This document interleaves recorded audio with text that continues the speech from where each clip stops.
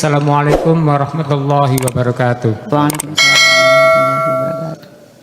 Terlebih dahulu mohon maaf dan mudah-mudahan kita semua dapat ridha Allah Subhanahu wa taala. Amin. Amin. Begini Bu ya, saya mau bertanya. Nabi kita Nabi Muhammad sallallahu alaihi wasallam sudah menjadi pengetahuan umum khususnya umat Islam ini dari kecil itu katanya sengsara, bahkan dituangkan di dalam Al-Quran juga dengan kesengsaraannya Nabi kita, yaitu kita harus menyantuni ataupun menyayangi anak yatim karena rujukan dari Nabi kita. Yang saya tanyakan, ini dari kecil Nabi itu berjuang sampai sebelum dilahirkan juga ayahnya sudah meninggal dunia dan seterusnya. Kemudian sampai bertemu dengan istrinya yaitu saudagar atau pedagang. Kemudian Nabi itu membantu. Yang saya tanyakan ini, sebelum Nabi kita Muhammad SAW menerima wahyu, artinya masih belum ada agama Islam. Nabi kita ini agamanya apa? Apakah beragama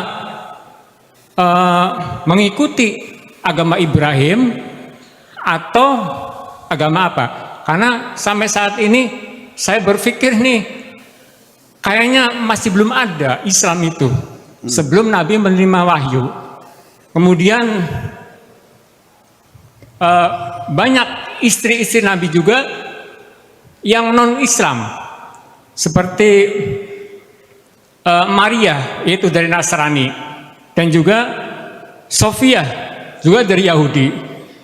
Nah, ini saya mohon penjelasan dari Buya, dan barangkali pertanyaan saya ini mengejutkan. Memang harus begitu, kalau kita nggak tahu harus tanyakan seperti itu. Terima kasih atas waktunya dan mohon maaf. Assalamualaikum warahmatullahi wabarakatuh. Waalaikumsalam warahmatullahi wabarakatuh.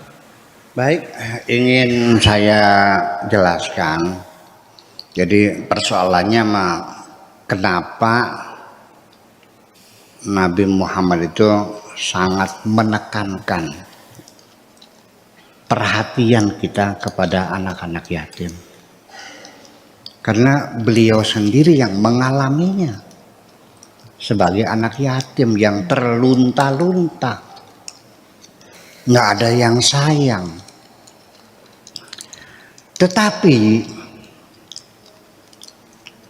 sejarah Islam atau sirah nabawiyah yang saya baca dari mulai saya di pesantren, dari kecil saya di pesantren, itu dalam pikiran saya waktu dulu saya kecil, Nabi itu seperti anaknya orang gedean, orang besar, anaknya raja. Waktu lahir sinar cemerlang, ya kan. Kemudian balkon kerajaan Romawi runtuh. Kemudian api yang disembah di Persia itu padam. Malaikat ngantri sepanjang jalan menyambut kedatangan. Itu kan cerita. Ketika Nabi lahir nggak ada yang tahu, nggak ada yang mencatat, nggak ada yang menceritakan. Sampai lahirnya saja juga masih banyak pendapat kok. Lahir seorang bayi biasa dari seorang perempuan yang bapaknya sudah meninggal, disudayatin dalam kandungan, dalam keadaan susah, buat makan aja susah. Itu yang cerita begitu buatkan saya. Alam yajidka yatiman fa'awa. Bukankah kamu anak yatim? Allah yang melindungi kamu. Wa wajadaka dhalan fahada. Juga kamu tidak tahu apa, bukan dhalan tersesat dia, artinya tidak tahu mau kemana, ikut siapa. Bingung hidup ini. Wa wajadaka ailan fa'aghna. Dan juga kamu tuh miskin, andon makan sama orang lain. Ailan tuh membebani orang lain, numpang hidup sama orang lain. Ya semacam itu. Ini perlu saya jelaskan dulu. udah lahir seumur hidup nggak pernah melihat wajah bapak. Masih kecil ibunya meninggal, penderitaan demi penderitaan, ikut kakeknya meninggal, ikut paman, ya disuruh menggembala kambing untuk makannya sendiri. Ya silakan saja ahli sejarah mengatakan Allah sengaja menciptakan Nabi Muhammad menggembala kambing karena pada umumnya para nabi menggembala kambing, dan sebelum memimpin manusia Nabi Muhammad dilatih Tuhan memimpin binatang. Ngomong apa sih gitu? Saya baca tadi begitu kok. Iya, itu boleh aja untuk madrasah ibtidaiyah mah boleh, tapi ya buat untuk Habib ya. Iya, seperti itu. Ya, Nabi Muhammad kenapa menggembala kambing? Karena dia ingin mandiri, tidak ingin merepotkan pamannya. Karena pamannya Abu Thalib itu orang miskin juga. Kamu paham gak sih? Abu Thalib itu kepala suku yang punya kekuasaan di Mekah. Ya, suku Quraisy yang menguasai suku Quraisy, dia kepala suku Quraisy. Mana ada presiden miskin? Gimana lagi? Ada nggak presiden miskin? Iya, artinya bahwa saya ingin mengatakan begini. Saya juga punya ponakan kok. Tapi alhamdulillah ponakannya ikut saya, sini saya muliakan, ya kan? Saya kasih tempat tinggal, rumah, saya kasih tugas sebagai kepala pondok, ya kan, sebagai bendahara di madrasah, saya muliakan. Kalau ada ponakan ikut saya, terus saya suruh menggembala kambing, tidak saya kasih makan, tapi suruh makan sendiri, suruh menggembala kambing, apa komentar kamu? Berani gak kamu mengatakan Abu Thalib tidak sayang sama Nabi Muhammad? Berani gak? Jujur dong. Iya dong. Iya, ya udahlah, sudah, kita nggak usah bertengkar, sudah lalu. Kita hanya bisa menganalisa kebenaran, kita tidak tahu persis kayak apa. Tapi yang jelas Nabi Muhammad wanti-wanti anak yatim itu, kata bahasa sirinya, amit-amit pitung turunan. Longo kena. Amit-amit pitung aja sampai kita dua anak putu sengsaranya kayak kita. Itu bahasa Jawa, itu bahasa Indonesia apa tuh? Aku berharap anak cucu saya jangan sampai menderita seperti saya sebagai anak yatim yang terlunta-lunta itu. Itu maksudnya. Ya. Nah, itulah makanya sehingga akhirnya kita rumuskan dari suatu pemikiran besar bahwa ternyata kita ini umat Islam dewasa ini terjebak pada ibadah-ibadah ritual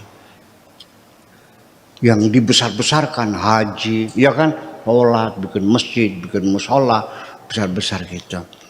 Ya, ibadah-ibadah ritual yang diutamakan. Kita melalaikan ibadah-ibadah sosial. Iya. Jadi saya kasih rumusan sekali lagi. Ketika engkau sibuk dengan ibadah-ibadah ritual, sampai engkau melalaikan ibadah-ibadah sosial, agamamu bohong. Sholat yang dibesar-besarkan, itu mikrofonnya tuh, toanya tuh mendengi kemana-mana, iya, mengganggu. Ada kecamatan, ada desa, ada puskesmas semuanya, ya, nyetel lagu Basit Abdul Somad hari Jumat mulai jam 10 pagi sampai jam 12 siang, sehingga semua orang bekerja berhenti. Saya tegur, alasannya ini adalah syiar Islam. Ya, hebat, betul ya, hebat. Sholatnya berjamaah, naik haji tiap tahun, atau sekarang umroh, tiap tahun umroh. Ya. Tapi anak yatim tidak sekolah, tidak kamu urusin kok. Banyak orang-orang miskin yang kelaparan, kau biarkan saja. Sholatmu bohong, fawaidul lil. Saya ngomongin ada dasarnya enggak? Ya terjebak semacam itu. Ya jadi kenapa Nabi Muhammad itu sangat menekankan anak yatim? Malah yang ada paradigma yang lebih luas gini. Orang itu kalau sholatnya nggak benar, amal yang lainnya tidak diterima. Pernah dengar nggak? Yang benar bukan begitu. Sekalipun kamu sholatnya rajin, tidak ngurusi anak yatim, sholatmu bohong. Ara'aital ladzi yukadzibu fadzalikal ladzi wala yahuddu ala ta'amil fawailun. Iya kan begitu. Sekarang saya nanya biar agak cerdas. Ketika kamu sembahyangnya sehari 5 kali berjamaah semua, ya, sikat gigi dibuang, ganti siwak, ceboknya pakai tasuk, gitu, pakai kembali ke abad ke-7, pakai apa? Pakai batu, pakai sorban semua. Setelah itu negeri ini maju nggak? Betul nggak? Maju nggak? Makmur nggak? Cerdas nggak anak cucumu? Iya. Nah itu, jadi artinya pemikiran dikotomi itu yang membuat kita jadi mundur. Ya, ibadahnya salah pilih, ya salah pilih. Ilmu pengetahuannya ada ada ilmu agama, ilmu umum. Ada ibadah mahdoh, ibadah ghairu mahdoh. Saya nggak ngerti itu konsep-konsep semacam itu, nggak tahu sejak kapan tuh munculnya. Mahdoh ghairu mahdoh, ibadah murni, tidak beribadah murni. Ya, ilmu agama, ilmu umum. Artinya begini. Jadi perilaku agama kita yang sementara ini, sampai ketika kita zakat saja, kita bagikan, di sekitar kita banyak ustadz kan. Tahu nggak buat siapa zakatnya? Untuk ustadz yang belajar ngaji Al-Quran, yang ngajar fikih, yang ngajar tafsir, yang ngajar nahu, ngajar sorof, yang berbahasa Arab lah. Itu dikasihkan. Kalau guru matematika dikasih zakat nggak? Guru kimia? Enggak. Sampai makanan minuman saja itu merasuk dalam pikiran kita. Kalau kamu minum aqua, ya nggak ada masalah, ya udah. Tapi kalau minum air zam-zam, kamu merasa dapat pahala loh. Betul nggak Bu? Kalau makan buah mangga, nggak ada masalah. Kalau makan buah kurma, pahala. Iya. Cebok pakai tisu nggak dapat pahala. Kalau ceboknya pakai batu, pahala. Seperti itu. Ini jadi masalah. Nah, itulah makanya kembali. Jadi artinya saya katakan lagi, Nabi Muhammad di dalam buku-buku sejarah yang kita baca di sekolah-sekolah, lahirnya pada tahun apa namanya? Tahun gajah. Kenapa disebut tahun gajah? Raja Abraham menyerang Habar. Kapan itu tuh? Ternyata menurut Ibnu Asakir itu 45 tahun sebelum Nabi lahir. Menurut Az-Zuhari itu 35 tahun sebelum Nabi lahir. Menurut Ibnu Abbas itu 15 tahun sebelum Nabi lahir. Yang benar mana? Apa tahun itu? Tentara gajah enggak kan? 45 tahun sebelum Nabi lahir. Nah nggak tahu Khulasatun Nurul Yak itu dari mana ngambilnya tuh? Itu. Lah ya iya ini persoalannya. Baiklah, saya kira bahwa Nabi agamanya apa? Belum ada Islam. Istrinya agamanya apa? Ya belum ada Islam. Orang kaget waktu Nabi Muhammad mengawini Siti Khadijah, agamanya apa? Masa bukan Islam? Yang Islam kapan lahirnya? Ada yang kaget-kaget tuh. Masa Khadijah bukan muslimah waktu dikawin Nabi? Jadi agamanya apa? Memangnya agama Islam kapan munculnya? Nah, sekarang kita mempelajari gini.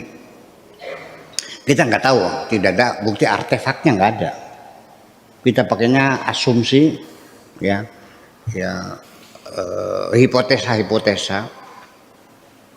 Nggak bisa direct evidence, nggak bisa. Kita sudah terlalu lama sekali. Di Arab itu agama-agama yang ada di Jazirah Arabia itu agama Yahudi, agama Nasrani, ateis yang tidak bertuhan, penyembah berhala, sedikit majusi, ya kan gitu. Nah sekarang Anda setuju nggak kalau kita mengandai, berhipotesa, Nabi Muhammad berhipotesa, Nabi Muhammad beragama Yahudi. Bagaimana menurut Anda? Nggak mungkin kan? Betul nggak?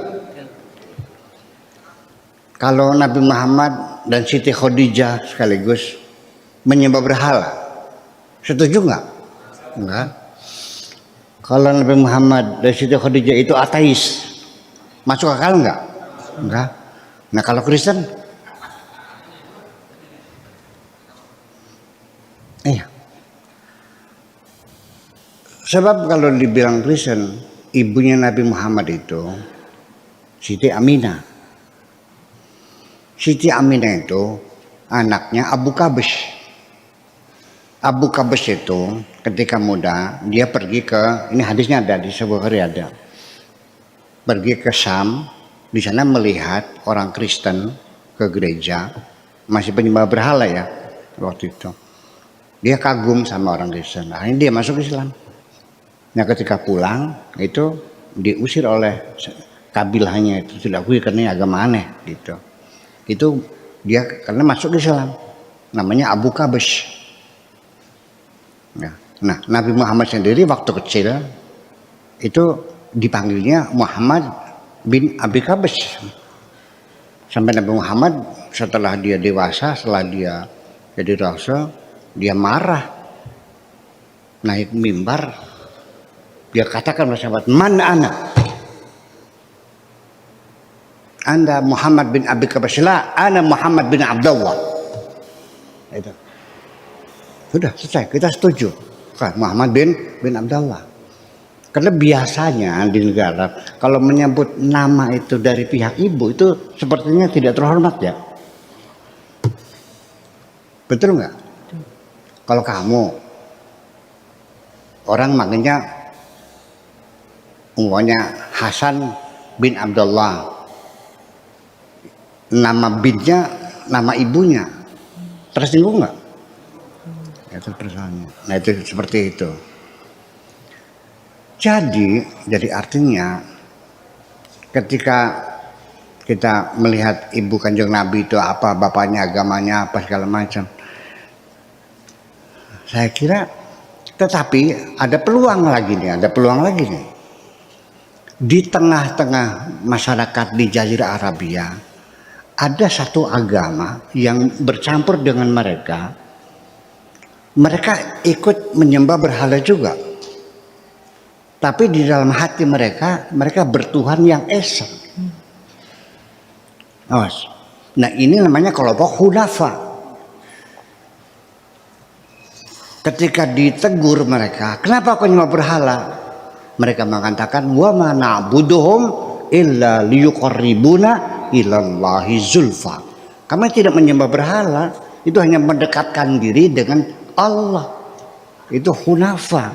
Nah Hunafa itu identik dengan pengikut Nabi Ibrahim. Ya kita bagaimana sholatnya saya nggak tahu ya, karena sholat kita juga berbeda dengan nabi-nabi yang lain gitu.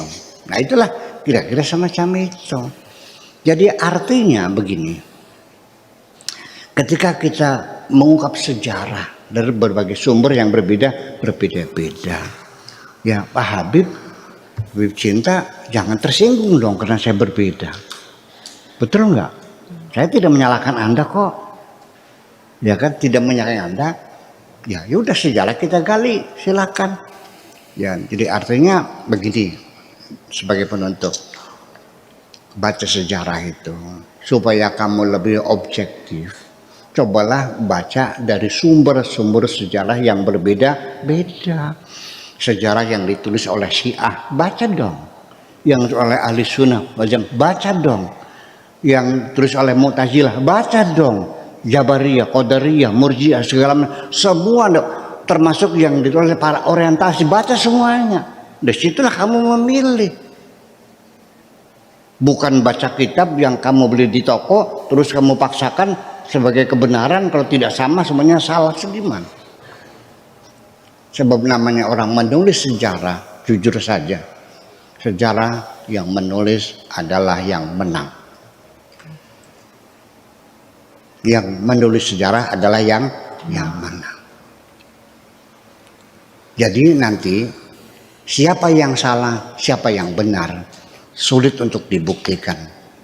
Yang jelas siapa yang menang. Yang menang itu yang benar. Yang kalah, dia salah. Betul nggak? Betul nggak? Yang salah yang kalah. Yang menang, yang benar, kayak mereka semacam itu. Jadi artinya ketidakjujuran dalam penulisan sejarah itu sangat besar sekali. Jadi ya sementara kita belum mengambil keputusan apapun, ya biarkan itu sebagai hipotesa tanpa kesimpulan. Apa salahnya kita tidak mengambil kesimpulan? Terima kasih. Gitu.